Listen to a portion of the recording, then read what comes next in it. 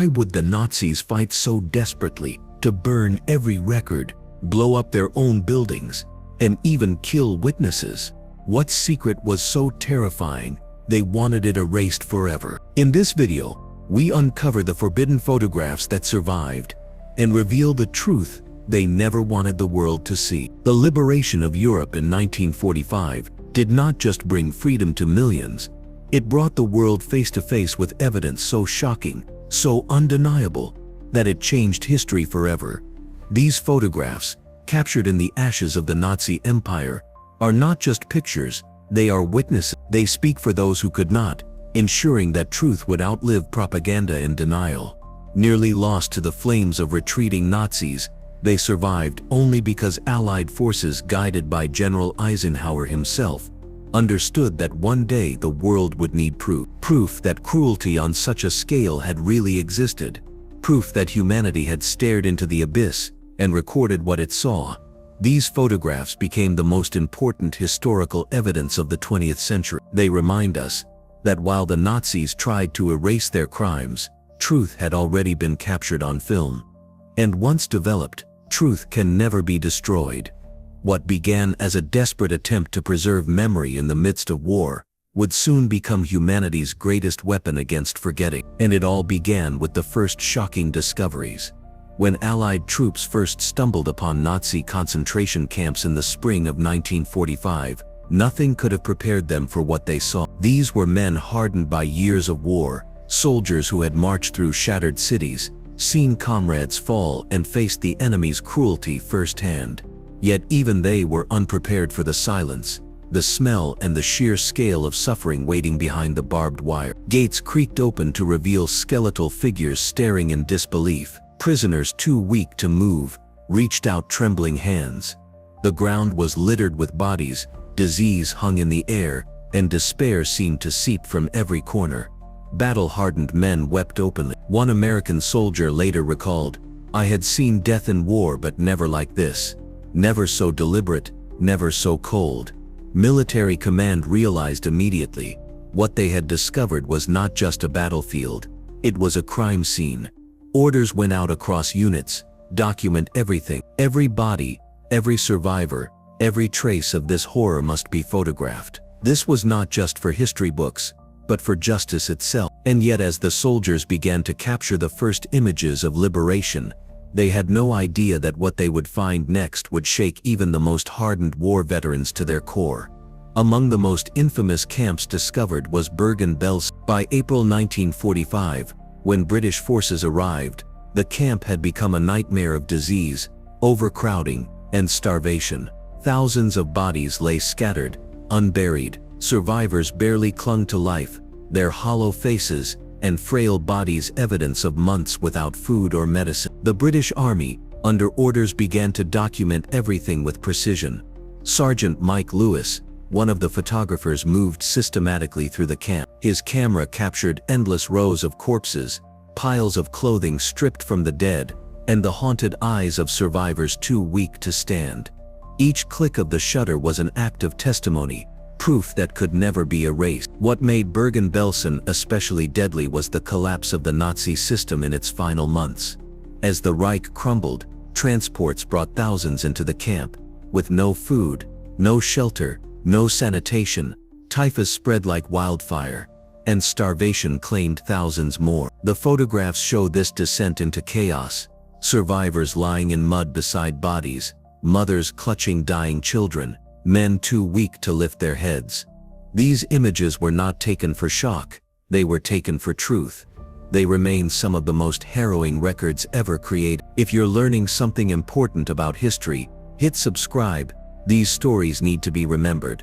From Bergen-Belsen, the focus shifted to a critical decision that would ensure the world could never deny what had happened. General Dwight Eisenhower, Supreme Commander of Allied forces, quickly realized that what had been uncovered was unlike anything the world had ever seen. Determined that no one could ever deny these crimes, he issued a historic order: every camp must be fully documented by photography and film. Eisenhower visited camps personally. After witnessing the atrocities, he declared, "The things I saw beggar description. I made the visit deliberately. in order to be in a position to give first-hand evidence of these things, if ever in the future, there develops a tendency to charge these allegations merely to propaganda. His words were prophetic. He knew denial would come, and only undeniable evidence could silence it.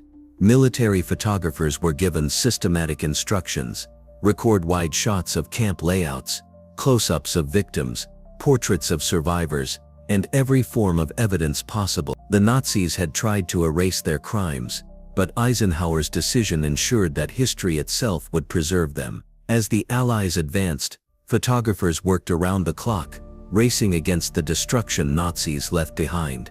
But documenting the dead was only half the story. The cameras would also capture the living, those who had endured the unimaginable. Among the most haunting images to emerge from the camps were the portraits of survivors. Allied photographers approached this task with solemn care, knowing they were recording not just faces, but the living testimony of human endurance. Cameras captured gaunt men, wrapped in blankets, children with eyes far older than their years, and women so weak they had to be held upright. Medical teams insisted on documenting the physical conditions of survivors as well. Photographs show protruding ribs, distended stomachs from starvation, and the ravages of typhus and dysentery. Each image served two purposes: as medical evidence to guide treatment, and as historical testimony of what the human body had endured. One photograph shows a young girl cradling a piece of bread with reverence, her first food in weeks. Another captures a man who had survived Auschwitz, his number tattoo still visible on his arm, staring straight into the lens, as if to demand, "Remember me." These faces would become symbols of survival against all odds. Many survivors later testified that being photographed was both painful and vital. It forced them to relive their suffering, but it also gave them certainty that the world would know what had been done to them. Their photographs would soon reveal evidence the Nazis had desperately tried to erase. Because even as survivors were being saved, the Nazis had already begun destroying proof of their crimes. As the Allies closed in, Nazi forces scrambled to cover their tracks. Orders went out to burn records, dismantle gas chambers, and even kill remaining prisoners who could testify. Entire archives were set aflame. Camps like Auschwitz saw crematoria dynamited before liberation. Witnesses were marched on death marches, designed to kill as many as possible before rescue could arrive. But despite these frantic efforts, evidence slipped through. Brave prisoners smuggled out photographs and documents, hiding them in walls, burying them in the earth, or passing them to resistance fighters. Some risked their lives to secretly capture their own forbidden images, knowing the truth must survive even if they did not. When the Allies entered, they often arrived just in time. Burned files still smoldered in stoves. Half-destroyed facilities revealed their true purpose, and the photographs taken by Allied troops provided the missing link, the undeniable visual record the Nazis had failed to destroy. The fact that these photos survived is miraculous. Subscribe to help preserve these important stories. But nowhere was the survival of evidence more haunting than in the discovery of the mass graves. As Allied troops explored the camps, they began uncovering vast burial pits. Bulldozers were brought in not for battle, but to move mountains of human remains. At Bergen-Belsen alone, over 10,000 bodies were buried in hastily dug trenches. Photographers documented every angle, the size of the graves, the rows of corpses, the numbering of bodies. Military photographers worked hand in hand with medical personnel. Forensic experts cataloged distinguishing marks, collected samples, and attempted to establish identities whenever possible. It was overwhelming, both logistically and emotionally. Soldiers accustomed to combat found themselves physically ill, unable to reconcile the sheer scale of deliberate death before them. Yet the cameras did not stop. One photographer later recalled, "I wanted to turn away but I couldn't. I thought if I don't take this picture, someone will say it never happened."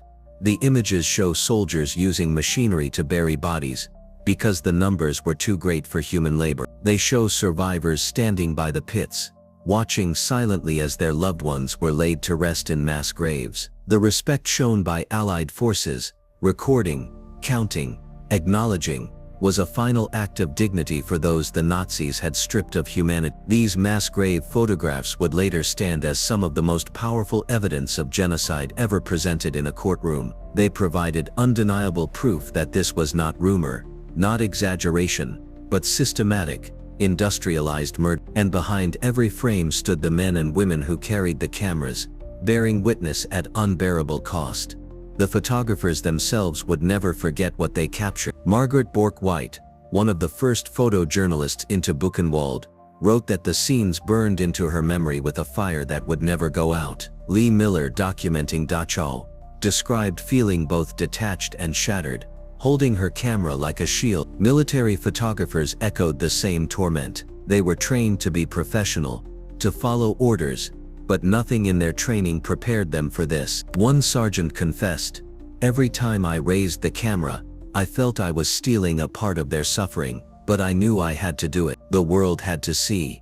Their dedication came at a heavy price. Many were haunted by nightmares for decades, and yet they understood their task was greater than themselves. Their images were not just photographs, they were evidence. At Nuremberg and beyond, their work spoke for millions silenced forever. From their lenses, the world would finally confront the full scale of Nazi crimes. When the Nuremberg trials began in 1945, prosecutors introduced thousands of photographs as evidence. The images of mass graves, skeletal survivors, and destroyed camps left no room for doubt. Nazi officials who claimed ignorance were confronted with photographs that showed the results of their policies in excruciating detail. Beyond the courtroom, these images reshaped global memory. They became central exhibits in museums, educational programs, and historical archives. Generations have since grown up seeing them, not as distant history, but as immediate warnings of what happens when hatred and unchecked power rule. And today, when denial or distortion still emerges, these photographs remain the strongest rebuttal. They are visual testimony that cannot be twisted, rewritten, or ignored. These photos changed history. If this content matters to you, subscribe and share to keep these memories alive. But perhaps the greatest impact lies not just in history's pages, but in its living legacy. The liberation photographs of 1945 remain among the most powerful records in human history. They are not just images of horror, they are proof of courage, sacrifice, and the unshakable duty to bear witness. Allied photographers and soldiers risked their sanity and their lives to ensure that the crimes of the Nazis could never be erased or denied. Without them, much of the world might never have believed the full scale of the Holocaust. Today, these photographs live on in museums, archives, classrooms, and memory. They confront us with what happens when hatred is allowed to rule unchecked, and they remind us that truth must always be defended. Each frame still speaks across the decades, demanding that we remember, that we teach, and that we never allow history's darkest moments to be forgotten. These photos ensure history will never be forgotten. Subscribe and share this video to honor the memory of those who documented these crucial moments in history.